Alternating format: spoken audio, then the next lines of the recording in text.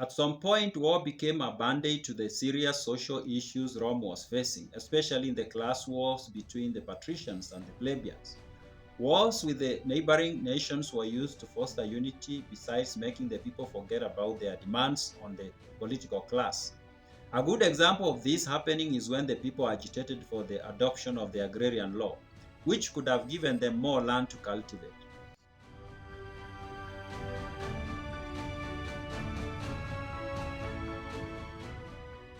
I welcome you to my YouTube channel where I explore ancient texts, and ancient texts here I mean texts that have been around for thousands of years.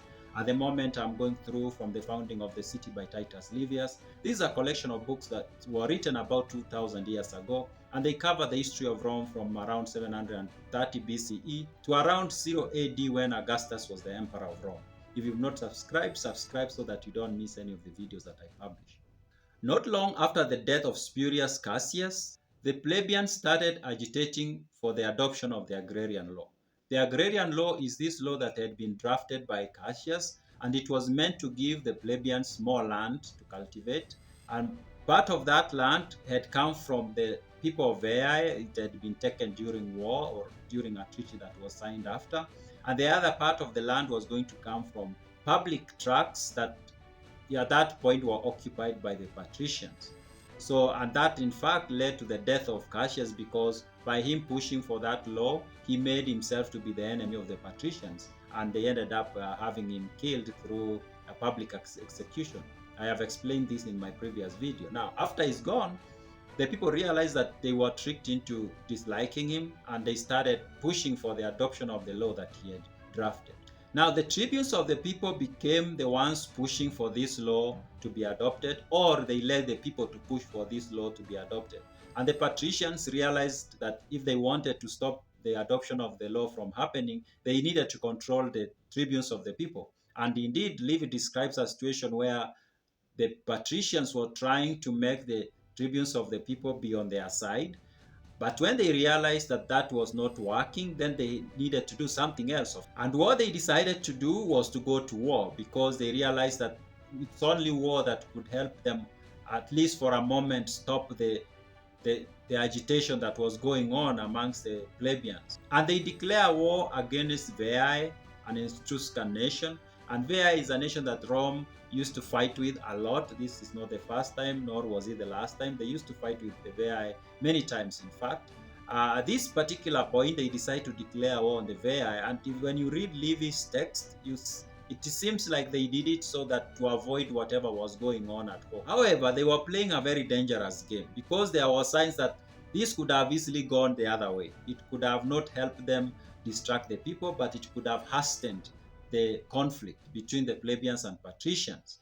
In fact, the people of Veii, who were Etruscans, as I have said, understood that Rome was about to cannibalize itself. That's basically what Livy describes. And they saw the strife between the plebeians and the patricians as something that will eventually make Rome disappear. Livy writes, in the public assemblies through the cities of Etruria, the chiefs were loudly proclaiming that the Roman power would be eternal unless its citizens fell into the madness of mutual strife. This, they said, had been proved to be the one poison, the one bane in powerful states that made great empires immortal. That mischief had been for a long time checked, partly by the wise policy of the Senate, partly by the forbearance of the plebs, but now things had reached extremities.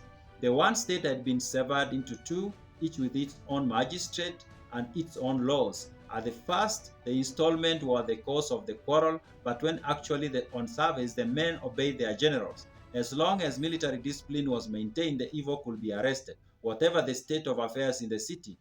But now the version of disobedience to the magistrate was following the Roman soldier even to the camp. Now, what these people understood to be happening in Rome is that by the appointment of the tribunes of the people, it meant that Rome now had two sets of legal system, basically, and political power, or two centers of political powers at the same time.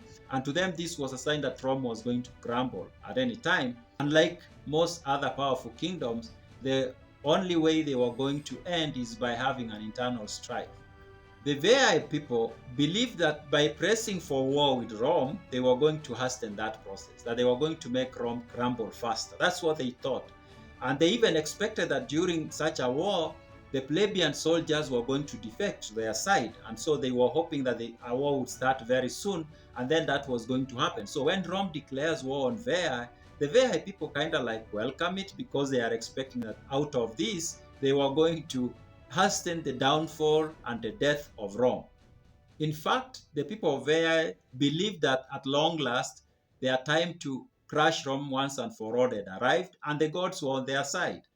Livy tells us that the Roman consuls themselves feared that they were facing a ruination, basically.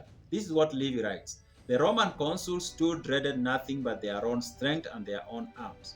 The recollections of the fatal precedent set in the last war deterred them from any action, whereby they would have to fear a simultaneous attack from two armies.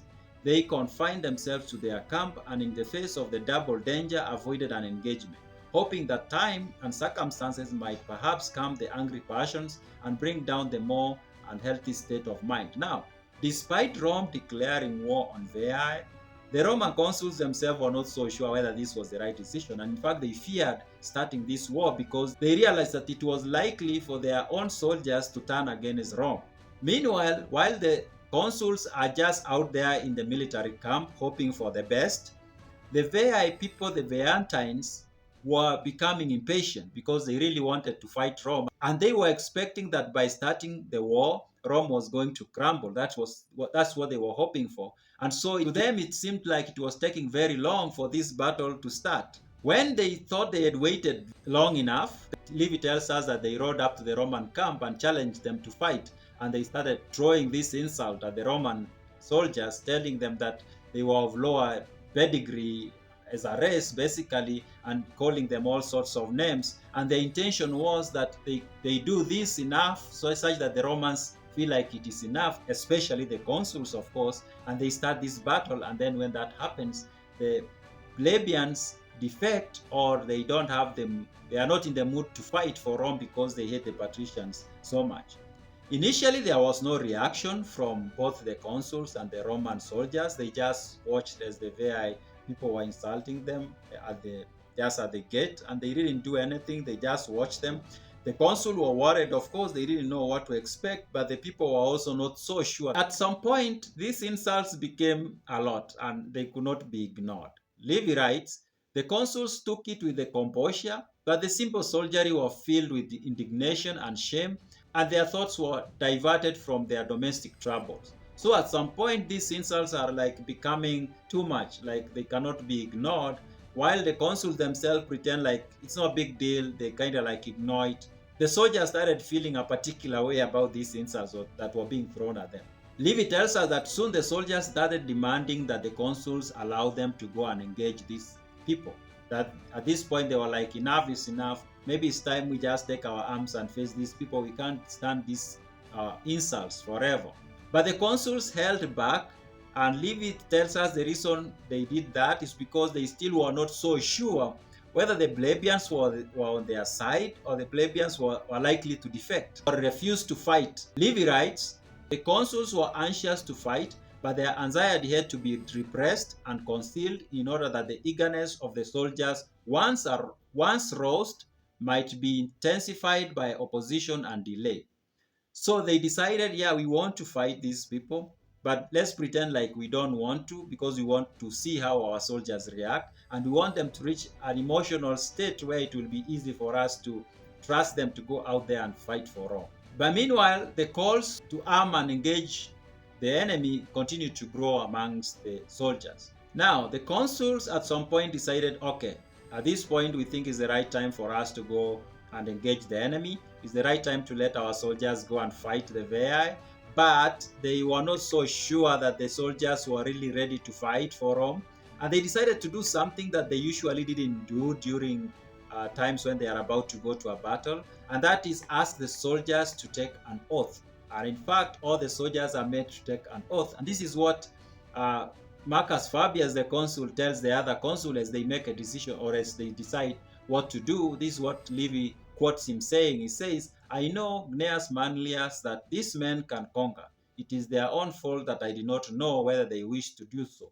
It has therefore been resolved that been resolved and determined not to give the signal for battle unless they swear that they will come out of this battle victorious. A Roman consul was once deceived by these soldiers. They cannot deceive the gods. He remembers that the soldiers did disappoint him when he went out with them when he was a consul another time, and he didn't want that to repeat itself. So he decides, I don't want to take their word that they are going to fight. What I'm going to do is better we make them take an oath. Then they are not going to deceive the gods.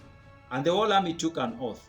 After taking an oath, they were given a signal to engage the enemy, and indeed they did go out there and fight. And Livy does describe in detail how that battle went on, and at the end of it, Rome was victorious. Now, there were signs that the decision to go to war was to backfire on Rome, especially on the Patricians. But it is the misreading and the misunderstanding of the mood in Rome by the Veii leaders and generals that changed everything. If the generals and leaders of the Veii had the right understanding and reading of the mood of the Roman soldiers, it could have been so easy for them to make it happen the way they wanted it to happen. But it seems like they did not understand how things were working really. Yes, they had an idea that Patricians and Plebeians were having this strife, but then they decided to do things in a way that maybe they shouldn't have. If they wanted Rome to kind of like fall, maybe they should have just let it decay on itself. Maybe they should not have even engaged in a battle. Or if they had decided to really provoke a battle, they should have been very careful not to make the Roman soldiers, the plebeians in particular, to have these feelings of patriotism, which they ended up making them feel by throwing these insults to the general army of the Romans.